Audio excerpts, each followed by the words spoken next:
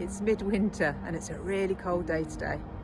I like coming out when it's cold and frosty because the colour is all taken away and you're left with all these really soft washes of colour.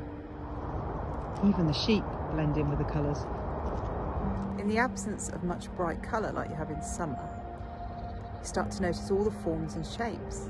It's the same in the garden and it's the same out in the landscape. You start to spot the silhouettes and the shapes of the seed heads and plants. It starts to look quite fascinating with a bit of frost on it, or in the cold backlit by the winter light. What do you think, Jen? Can you capture this lovely low light and the winter shapes?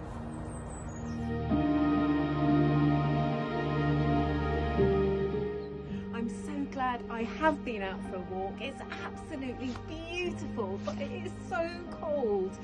I haven't done any sketching.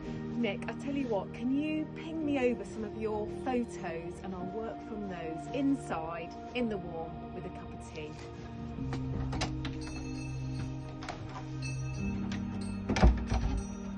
Here are those frosty photos for you. Started to realise I get all these cold outdoors gigs. You get the nice warm indoors ones with the cups of tea. Oh, it's lovely and warm in here now. I've got my tea. And Nick, do you know, I've printed out your photos. They look great. They're going to be brilliant to work from. I particularly like those teasels.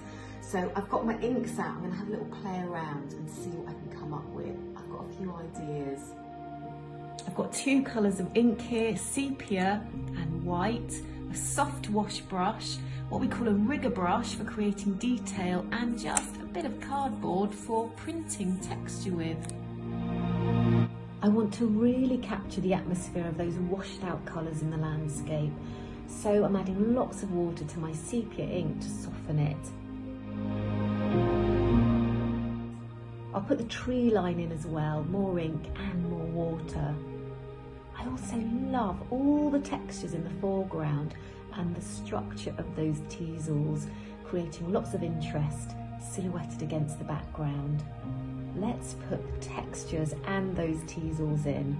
The rigger brush is good for the spikes. Just add more ink, sepia and some white for those frosty highlights.